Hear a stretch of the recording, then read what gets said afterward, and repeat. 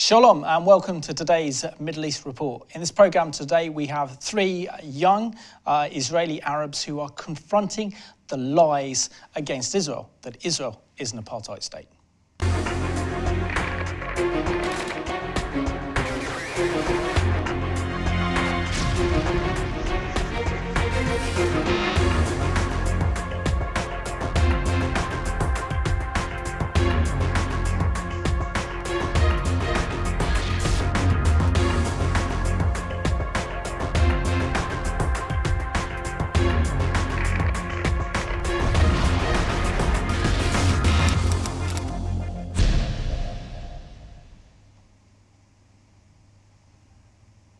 A warm welcome to the programme. And my guests today are all the way from Israel. They are Israeli Arabs. And first guest is Mohammed Kabir, and he's a Bedouin Arab. So Mohammed, welcome to the Middle East Report. Thank you so much. Shalom. Assalamu alaikum. Brilliant. And also Jonathan Akhori, who's a Christian Arab. So guys, welcome to the programme. Thank you for having us, Simon. Pleasure. First of all, I'll start off with you, Mohammed. You come from the Bedouin community. Can you share with us your background about growing up in a Bedouin village, living in Israel, and joining the Israeli Air Force? Yeah, I had the pleasure to serve in the Israeli Air Force. I came a Bedouin village from the Bedouin community.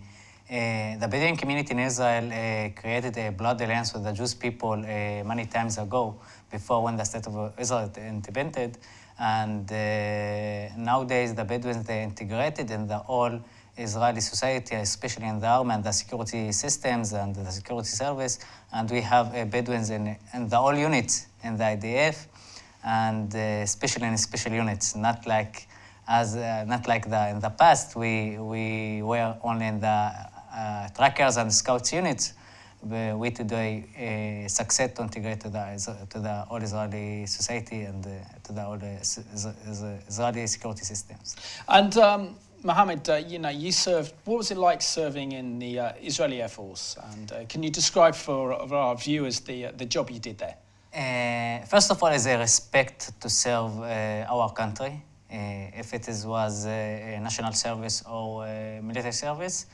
I served in help and rescue unit, helicopters squadron unit, and our job was to save lives. What's meaning to save lives? When we had an emergency siren in our unit, that a staff of pilots and fighters was departing to everywhere to help people. These people maybe is civilians that injured or soldiers injured. And many times these people was Palestinians or citizens that they are people that they are not Israeli citizens, that the IDF and the Israeli government they decided to help them and to give them medical aid or any help. I remember that many times we had an emergency siren and the pilots and the staff departed to Gaza Strip borders and take a Palestinian child from there to the Israeli hospitals, because the Palestinian hospitals in Gaza Strip, they can't give them the medical aid, and only in Israel they can help them and rescue them. And the pilots and the staff never mind or care about the identity of these peoples because they believe in the humanity, and everyone needed the help. We should to give them the help.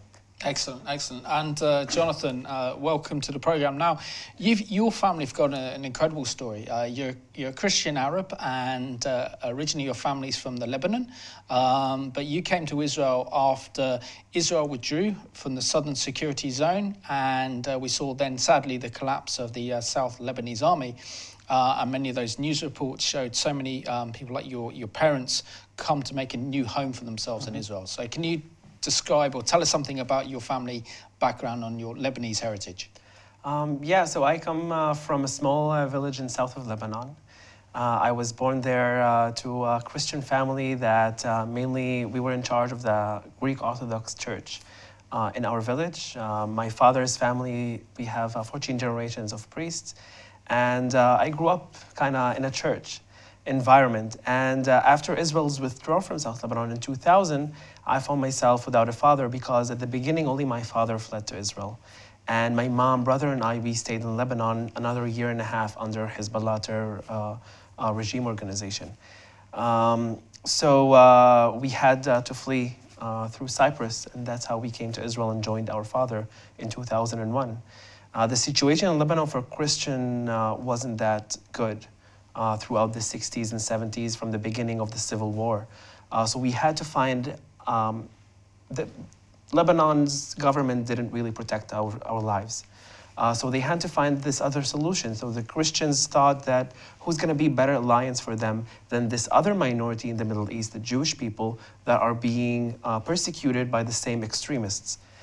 So they find this alliance in 1982. They started working together until 2000. Excellent. And can you describe what it's like living under the control of Hezbollah, knowing that you're a minority Christian community in Lebanon? Yeah, that's right. We used to be 80% of Lebanon. Today, there are left only 20 to 30% of Christians in that area. It wasn't easy at all. When Israel left, Hezbollah entered the day after. They came through our villages to show us who's now in charge and who's now in charge of us. And what they started to do is they started to take the South Lebanon Army soldiers that stayed in Lebanon, take them to prison. They went through tortures because they found them charged in treason because they worked with Israel. And it wasn't easy at all to see all these horrible things that happens to these soldiers and their families. They entered their homes, they would beat the children, the women, and basically control us by fear. And that's eventually why my mom decided that we should leave and not stay there anymore because it wasn't safe for us. Excellent. And Mohammed, you're here representing an organisation called Reservists on Duty. Can you tell us about this organisation and what you do? First of all, it's my honor to work with this organisation because the organisation Reservists on Duty, they work to expose the truth about Israel, and they sending every month activists to the states, especially, and to the other places in the world, to face the lies of the BDS and the false campaign of the BDS and SGP. And what we're doing is to facing these people that all the time they think lies about Israel, and to give the students in the campuses live facts from Israel, live facts of the minorities, because we are minorities. We integrated well in the Israeli society, and nobody know what's happening in Israel, especially with the minorities like us. Who is minority, who is living there is us and not these people, and because that is very important to us and to the organization Reservists on Duty to show the truth and to fight this false campaign. Let's have a look now at Reservists in Duty, and this was a recent event that they had at Georgia University in the United States, where they were attacked by supporters of the Palestinians.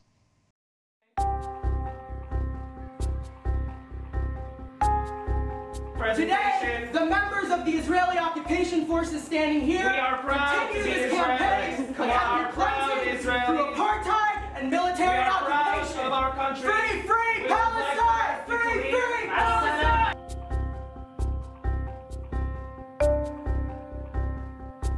Called this event, I think Israel is an apartheid state, right?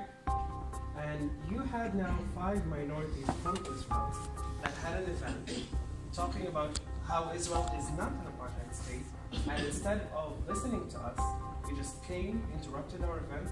I know that Israel is not an apartheid state because me, as a minority, I don't have anything that violates my human rights. I don't have anything that prevents me from going anywhere I want. I don't have anything that prevents me to talk and say whatever I want. You should be absolutely ashamed of yourself. No, you should be the one ashamed of yourself for presenting this false information to people and brainwashing them. Why aren't you active towards the Gaza Strip that are controlled by a terror organization called Abbas? Why aren't you working in order to make LGBT community and women's rights better under the Palestinian Authority? Israel is not an apartheid state, period.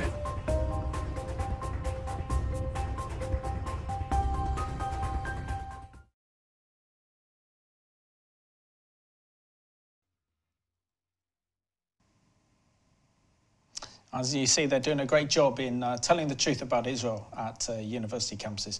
Now, guys, this is part of a kind of world tour for you. As I know you've been in the States recently, just come back from Sweden as well, and then you're heading to Scotland afterwards.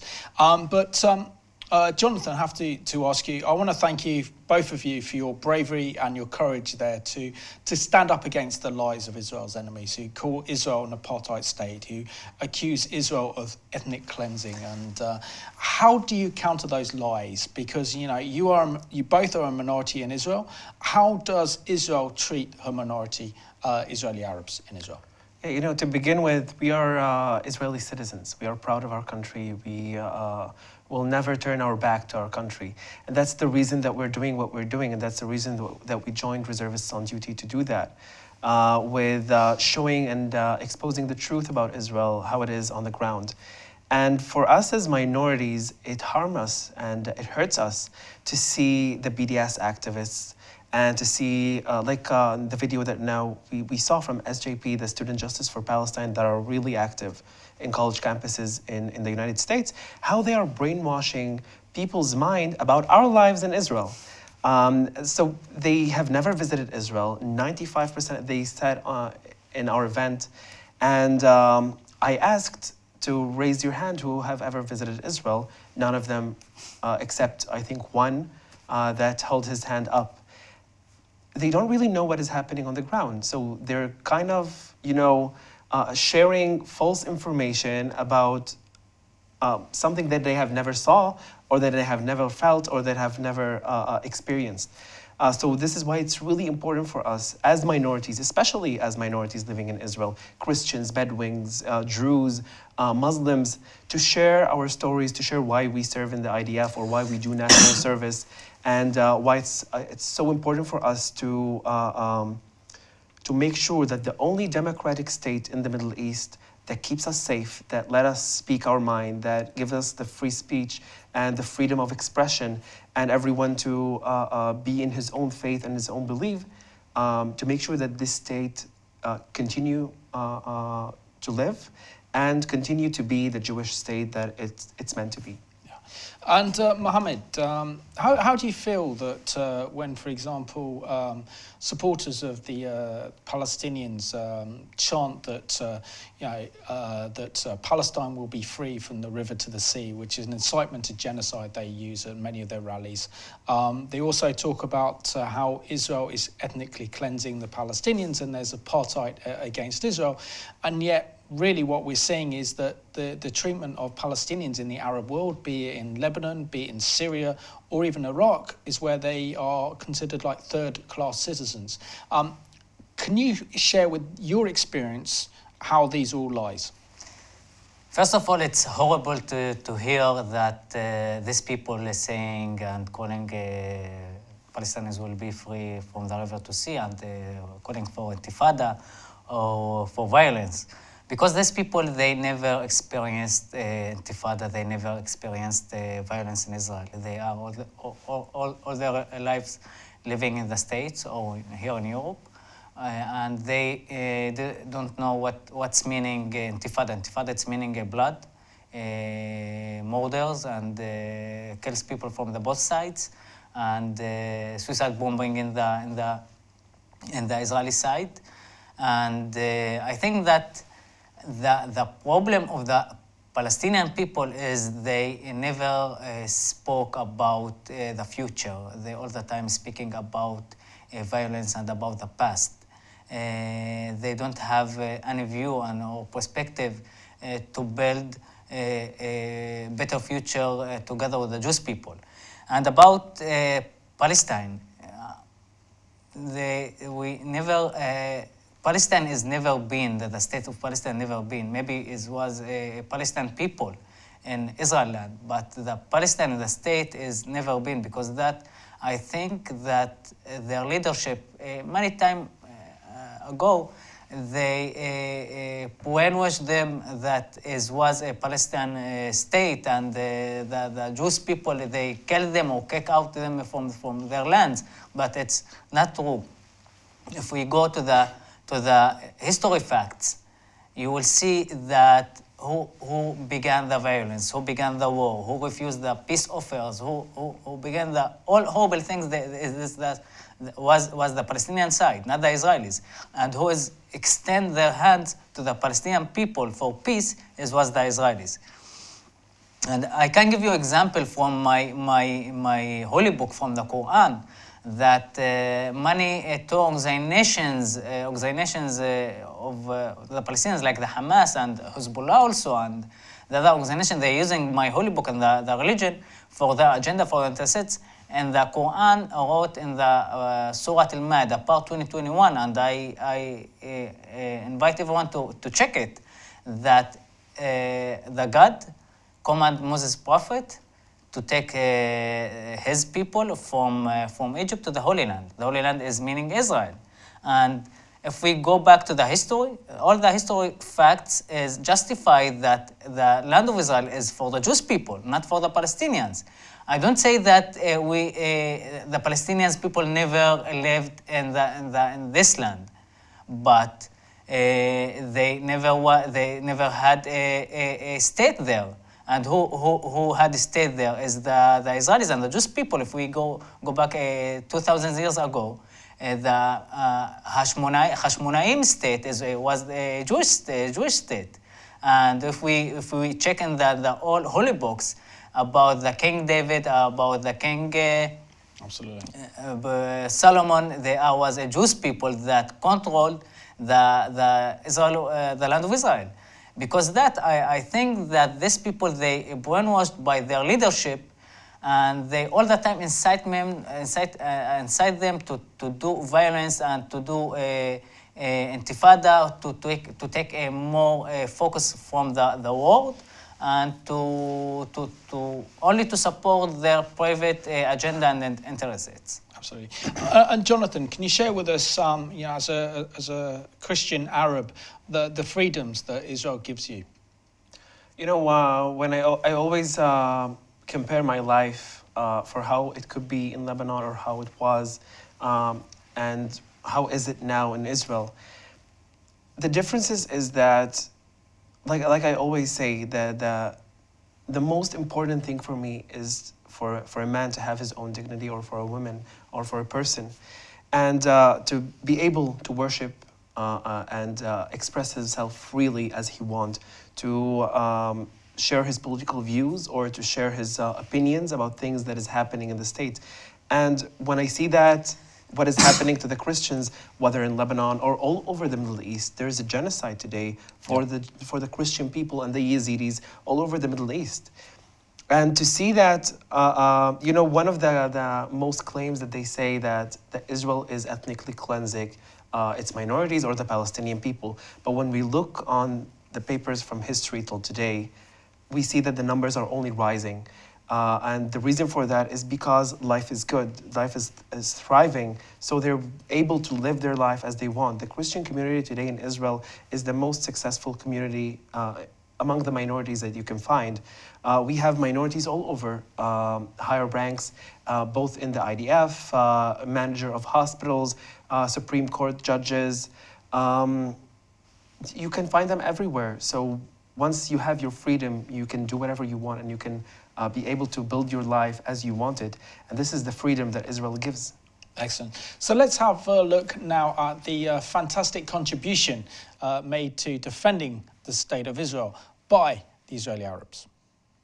From Israeli politics and policy to the military, defense correspondent Anna Ehrenheim spent the day with an IDF unit. What makes it different? It's largely made up of Bedouins who, unlike most others in Israel, aren't required to serve in the army. She spoke to them about the high tension their communities have with the government and why they choose to serve despite it.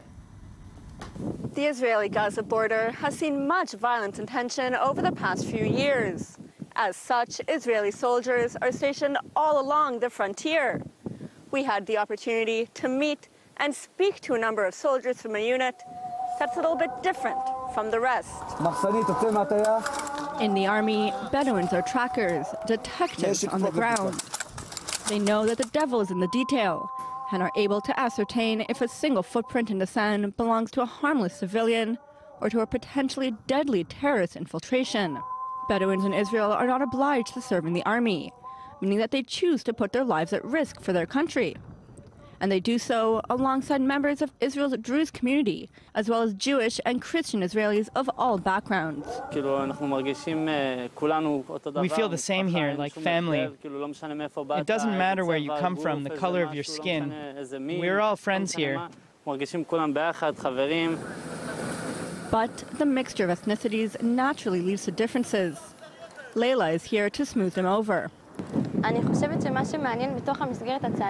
think that the most interesting issue inside the military and also outside the military, but inside the military you can see it more clearly, is the combination of their culture, their deep heritage with a society that is more developed.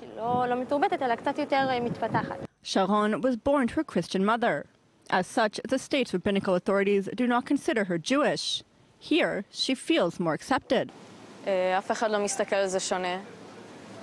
I'm not seen as different here. Outside, people would look at me like, whoa, you're Christian. They make it a big deal. But here in this unit, it's more accepted. No one looks at me differently, makes a big deal out of it. No one says, oh my God, you're Christian. No way. It's like it's totally normal. For the Bedouin, serving in the army paves a route to a future of acceptance in a militaristic country, which does not always recognize their home communities. 1/3 of Israel's 200,000 Bedouin live in communities that Israel classifies as unrecognized villages, ones that Israel continues to demolish. So why do a significant number of Bedouin youth keep volunteering to put their lives at risk? Because the army provides them with what they couldn't get before, an education, and after that, jobs. Despite the fact that there have yet to be any high-ranking Bedouin in the army, Hussein does not believe that there is a glass ceiling. I can be chief of staff. And I know that everyone who puts in effort and gives his best, there are no barriers that can stop them. The sky is the limit. It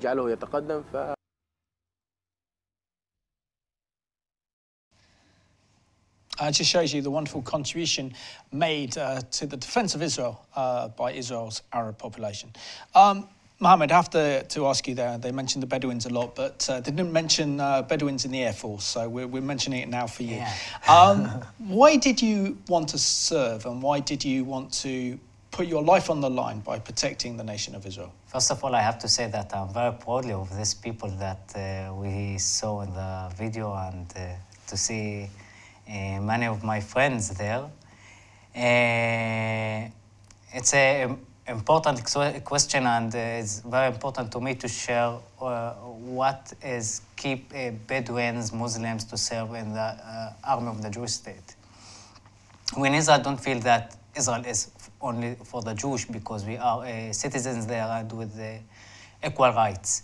And how I said before, the Bedouins created a blood alliance with the Jewish people in Israel many years ago, and we cost this alliance cost us blood that the Bedouin community sacrificed 191 soldiers in the Israeli battles, and I sacrificed 3 of my family members in the Israeli battles. We feeling that we are integral part from the Israeli society. We are we think that we have equal rights, because that we have to do the equal duties like the Jewish people. And the rockets that the Hamas or Hezbollah shooting to Israel can't separate between who is Jews, who is Muslim, who is Arab, and all the Israeli citizens. They are targets for these two organizations. Because that is very important to us to serve our country, our homeland, and in Hebrew we have a similar, very familiar sentences that saying "En lanu eretz acheret." We don't have any other place to live in, and we're feeling the same in Israel. Arabs and Jews and Druze, Christian, everyone in Israel feeling the same, because the countries that surrounded us, if they controlled by extremist people and extremist governments, and if we don't serving, nobody will protect us. When I saying we, I mean Jews and Arabs together, because in Israel we all the same, Jews and Arabs, and because that is very important to serve. And, you know, Jonathan, what is your reaction when you and Mohammed and Lorena visit universities and you say, we're part of Israel's minorities, we're Israeli Arabs, and you confront the lies put out by those that support the Palestinians? What is the usual response from people who know nothing about Israel when they hear your story?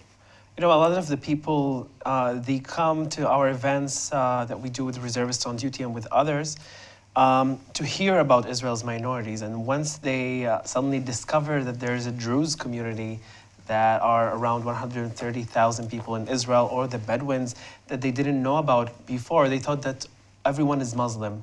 Or they thought that Israel is only for Jewish people, so because it's the Jewish state, so everyone there is Jewish. So sometimes when I talk with people, they immediately assume that I'm Jewish because I said that I'm from Israel. But then when I say that, no, we have 25% of Israel's population is not Jewish. And suddenly you can see that their eyes will open like, oh, okay, wait a minute. So how many are you? Do you fear any discrimination against you? Do you feel anything that is different from being a majority in the state? And the answer for that is completely no. We have all full rights, and like Mohammed said earlier before, and it's about time that we do our duties as well as citizens. He talked about the Bedouin community, and now you can see the numbers of minorities listing to the army or to the national service are getting higher and higher from each year. For example, I'll give you about the Christian community. In 2012, we had a swift of opinion in the Christian community in Israel. Because this organization started calling for Christians to join to the army, a Christian organization. And only from the first year we had, until 2012, we had 35 Christians joining to the army. And only the first year of this activity, we had 150 Christians enlisting to the army. Today, a third of the Christian society that graduates high school goes to national service or military service or any other activity like in the police office. So you can see that this status that they kept on, you know, they were like in a coma for 70 years, not really looking to the future, not really working for the future, and not really working for real coexistence in Israel. Because in my opinion, the army is the melting pot of the Israeli society. Like we saw in this short interview before, they say that they don't feel different because everyone there is in the same level. And that's how we want eventually to do it with the Israeli society. And that's why we're promoting this dialogue and this, different opinions that we didn't hear until now. Excellent. So let's have a look at Israeli Arabs sharing their personal story of living and growing up in Israel. I'm Dima. I'm an Israeli Arab Muslim from Kalanswa city in the center of Israel. My name is Ram, and I'm an Israeli Druze. I'm Mohammed Kabia, Israeli Arab Bedouin. My name is Jonathan Al-Khouri, and I'm Christian. I love my sector. I love being Arab, but there's lots of dramatic things that I am against the ideology and a primitive thinking of not to give the woman to grow up. I see myself today as a full Israeli citizen. And I was able to see that only because I was in an accepting environment. I was accepted by other people, although I am not Jewish. I'm proud to say that my country, Israel, gives the rights and the values to all the citizens in Israel. And if we talk about women, women are freely and can do whatever they want. I had the right to serve in the army. I served in the Israeli Air Force, and our job was to help people. And many times these people was Palestinians, Syrians refugees that endured in the civil war in Syria. The leaders of the Jewish community decided that the Jewish community is supposed to be an integral part in the Israel country. And unlike other minorities in the Middle East, we have our freedom. If you believe like me in women's rights, you should support Israel. If you believe that minorities should get full rights like me, then you should support Israel.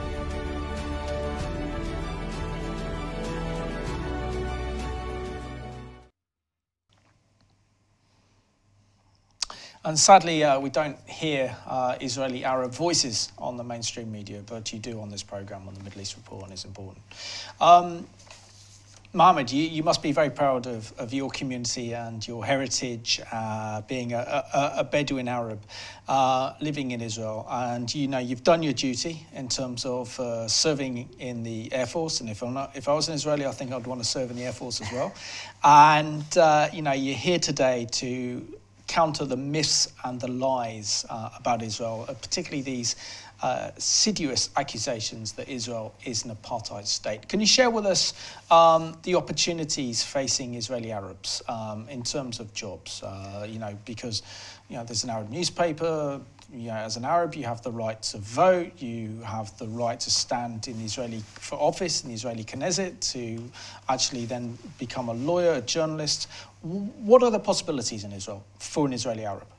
I think that the Arabs in Israel, they succeed and succeed to integrate the Israeli society well, because nowadays we have issues, but the issues that if we can compare our issues to other countries in the world is normal issues, like any minority in the world have it. And many people, Israel is comparing the minority situation in Israel with the Arab countries. I want to compare the minorities in Israel with not with the Arab countries, with the Western countries. If we go to the all countries like the States, like England, and like another states, that they are a democracy state and they believe in the freedom, and they had a lot of problems with the issues with the minorities there. If we go to the States, the American African, they had rights only after they did revolutions, and the same in other countries. But in Israel, we hadn't it like in the other countries, because the Arabs, since when the state of Israel is independent until nowadays, they had equal rights. We had issues, we had difficulties to integrate the Israeli society. But nowadays, I can tell you that we have special programs for the Arab community to integrate them to the all Israeli society. If it is one in the army, and to the government offices, to anywhere. And I can give you examples that will explain to you how much the minorities in Israel integrated. The president of Israel, Moshe Katsav, judged and sent to 7 years in the jail by Arab Israeli Christian, Salim Jubran. Nobody can imagine it, that minority, Arab Christian, sent the Israeli president to that jail. And it's happened in Israel. And other examples, like from the army, the Ghassan Elayan, one of the heroes of the Israeli soldiers and commanders, he led the Golani unit in the last operation in Gaza. And you can see that the Arabs and the minorities in Israel integrated everywhere in Israel and in the whole Israeli society. I don't say that we don't have issues. We have issues, but our issues is many people and many minorities in the Middle East especially, they're praying every day that they have the issues that we have in Israel, because their issues is so different and so horrible, more horrible and more difficult. And Jonathan, if we take, for example, your average Palestinian living under the oppression of the Palestinian Authority, no human rights, any criticism of Mahmoud Abbas's regime is an instant prison sentence with abuse, some are even killed. Now, when it comes to the conflict, the media very much distort the realities of what's actually happening on the ground, sadly in favour of the Palestinians, which does not do the Palestinians any justice. So how do ordinary Palestinians think about Israeli Arabs living in Israel and the lifestyle and the freedoms that you have? You know, I always talk with many Palestinians, whether in the Gaza Strip or in the West Bank and Judea and Samaria. They always say like this one sentence that is always cherished to me, even when we met with other people from other Arab countries surrounding us. They always say that we hope to be under Israeli control because, like Mohammed just said it as well, they know that we have our freedom in Israel. They kind of jealous of our lives.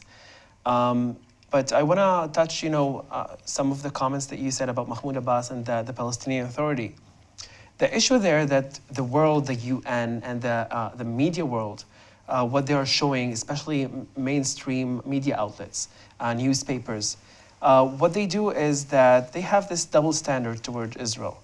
They only attack Israel for things that it did and for things that it didn't do. And they kind of keep an shut eye towards what is happening to them by their own leadership, by the Hamas terror organization in the Gaza Strip or by the Palestinian Authority in the West Bank. They have no basic human rights over there. And when we look about the Palestinian Authority's control, they have refugee camps inside of the Palestinian Authority.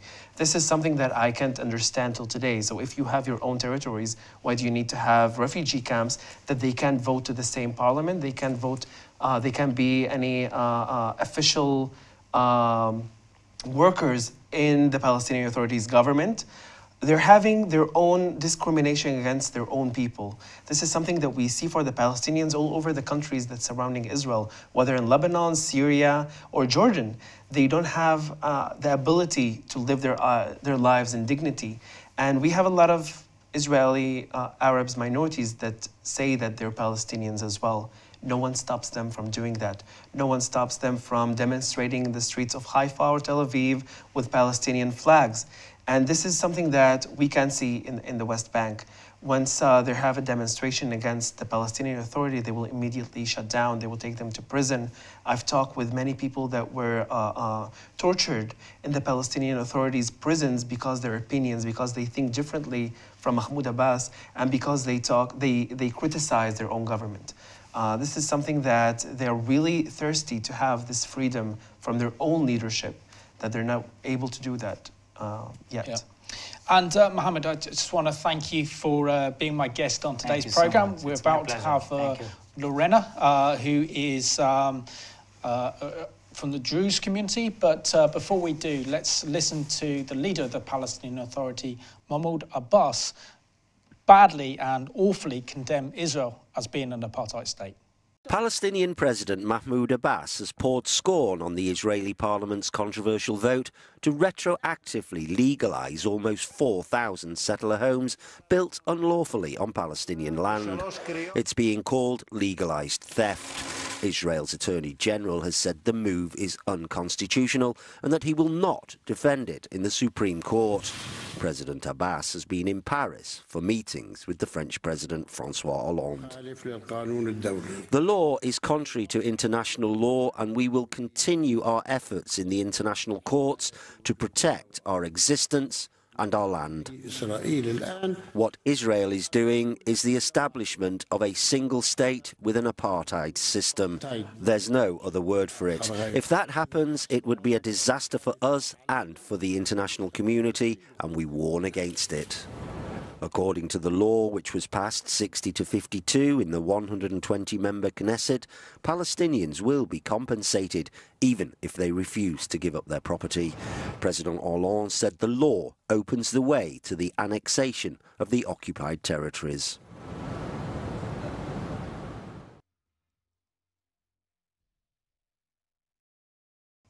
And it's so important that we counter these lies and accusations made by Mahmoud Abbas. Very quickly, Jonathan, we need to counter these lies, don't we, from Mahmoud Abbas, who claims that Israel is an apartheid state, and yet he even said that Jesus was a Palestinian.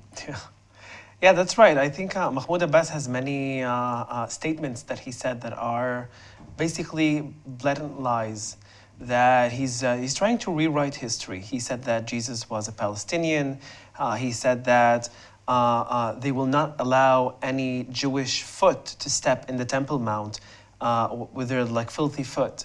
And this is something that the world is not really seeing about Mahmoud Abbas, because he always say that in Arabic, and they don't really follow him once he's saying things in Arabic. This is why it's really important for us to expose his lies and to make sure that the whole world will understand who we are dealing with, that we don't really have a partner on the other side that wants peace. He's just promoting hatred. He's paying for terrorist attackers who committed suicide, and not only suicide, who stabbed Jews all over the last few months. They go, and most of the salary of the West Bank goes to their families. And that's something that the whole world needs to know about Mahmoud Abbas, that he's not really interested in peace. Yeah. And we're now joined on set by Lorena Khatib, representing the Druze community in Israel. So welcome to the program. Thank you. Thank you for hosting us.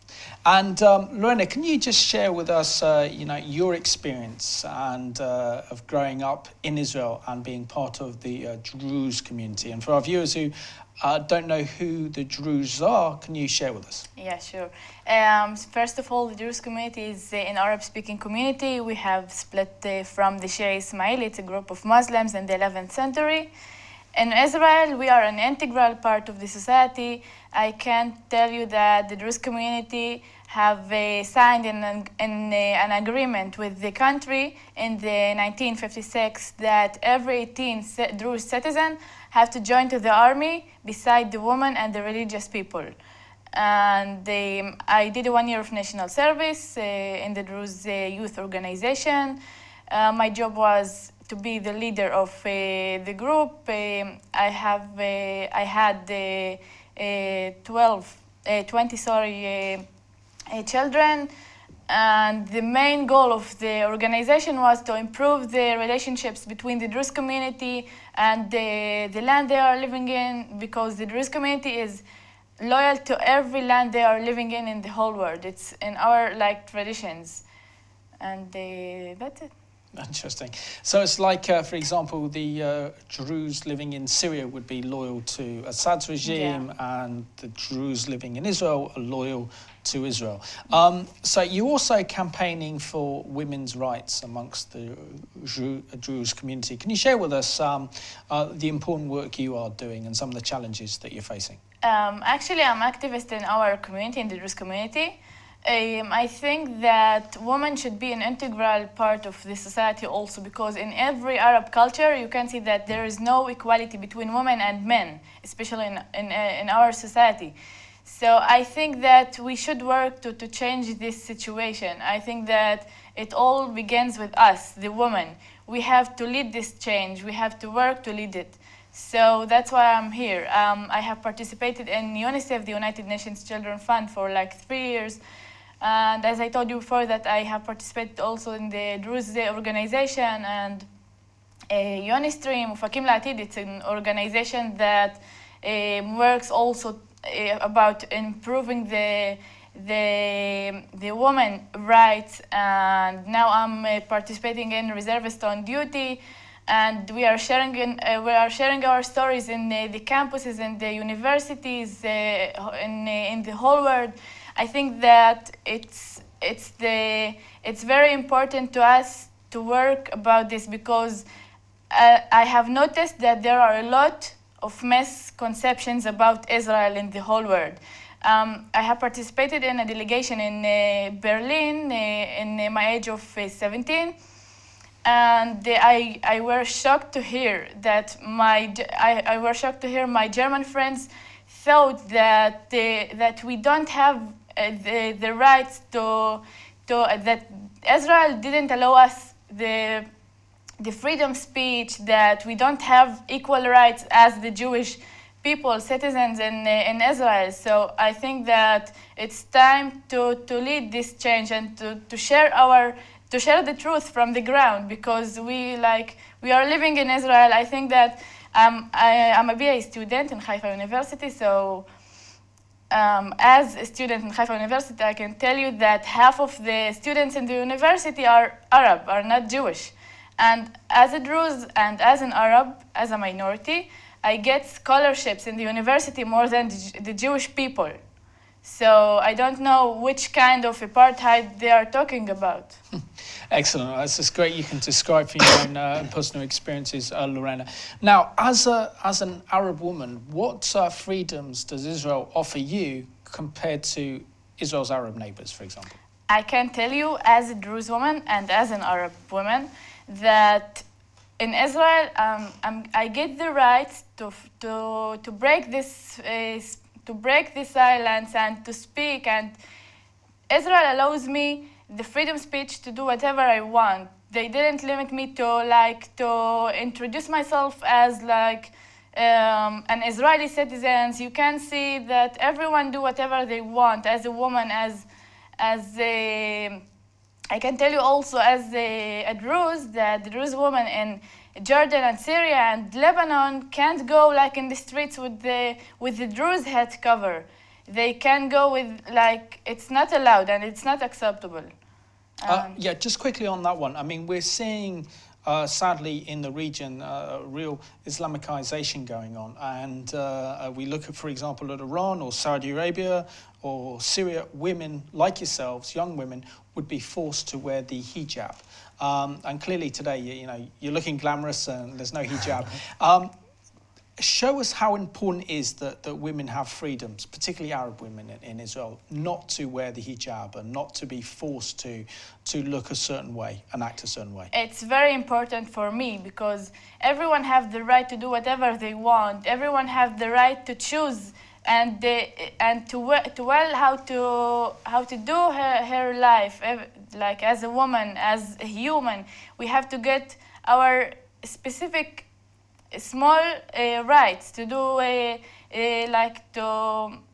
to improve our situation in Israel and in the world, and that's it. Excellent. And Jonathan, what is it like to work with? I mean, I've had the pleasure today of meeting all three of you. You're an Arab Christian, and Lorena's an Arab Druze, and Mohammed is a Bedouin, and yet you all come together in defense of Israel. Can you share with us? That's pretty unique, isn't it? It is, actually. This is something that we thought about. I started, I did a lot of tours in the States and in the UK before, in 2014, 15, 16. And I missed something. I was on my own, but I missed, I always talked about how integrated we are and how we all have the same rights and that we all think the same thing. And once reservists on duty approached me to do something, to start working with them, I told them that I have a dream, and my dream is to build this group of minorities that think the same thing. And first of all, they say that they're Israelis. And then they gave me, the green light to start that. And we have an amazing group. You saw only 3 people today, but we have around 14 minorities that already joined us and went through all the process, because English is not that good in Israel. But it's about time. People are thirsty for change. They're thirsty to see something different happen. It's about time that we start working together, and this is all what it is. Absolutely. To work together for Israel, to defend our country and to share our stories. Jonathan and Lorena, and also, not forgetting Mohammed, I just want to thank you all for your special contribution to today's programme. Thank you also for your bravery and courage, not only to speak up on behalf of Israeli Arabs, but to tell the truth about Israel to the world. So keep up the good work you're doing, and pleasure to have you all on the Middle East Report today. Thank you very much, Simon. Thank you. And I just want to thank you for watching today's Middle East Report. You've heard the truth here on this programme today from Arab minorities living in Israel, that they are full citizens with full opportunities and have the same opportunities as Israeli Jews in the state of Israel. And this goes a long way to counter the lies and accusations that Israel is an apartheid state. So thank you for watching today's Middle East Report.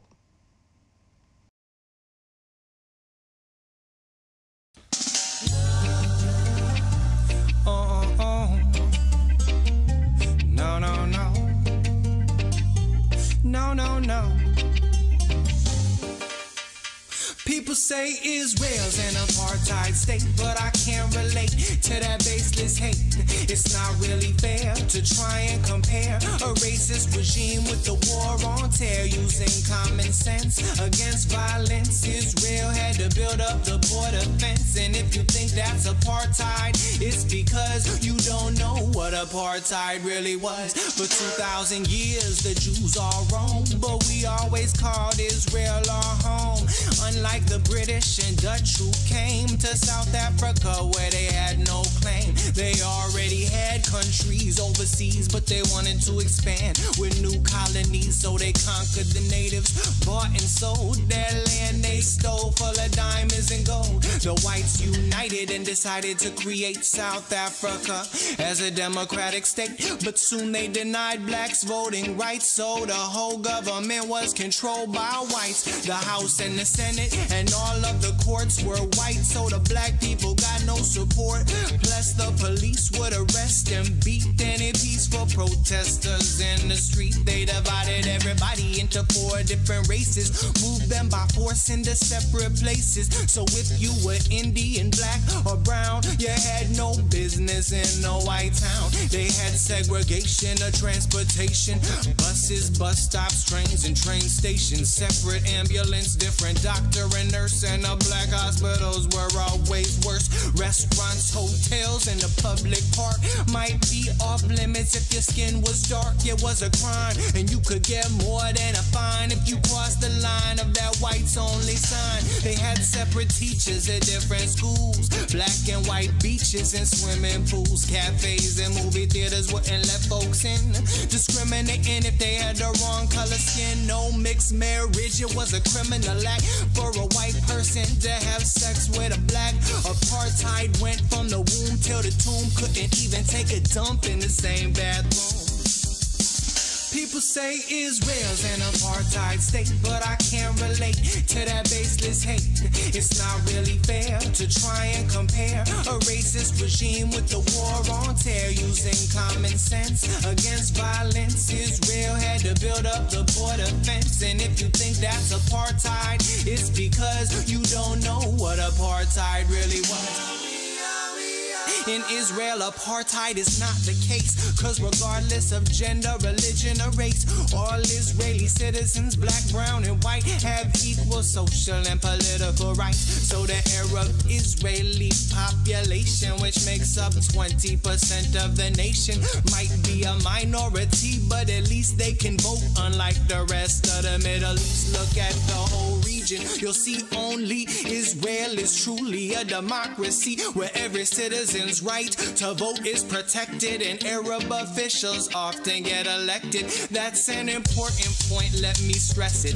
There's a dozen Arabs with seats in the Knesset, plus an Arab judge on the Supreme Court, so they don't fall short on government support. Everyone has access to the same schools, same beaches, and the same swimming pools, the same resorts and hotels hotel guest rooms, same public parks and public restrooms, same cinemas, restaurants, cafes, same trains, buses, taxis, and highways, same doctors and nurses. All deliveries of babies are done in the same facilities. Arab, Israeli life expectancy's great, up by 27 years since 1948, and their infant mortality rates have declined from 32 per thousand to less than 9, and they're doing much better economically relative to every other Arab country.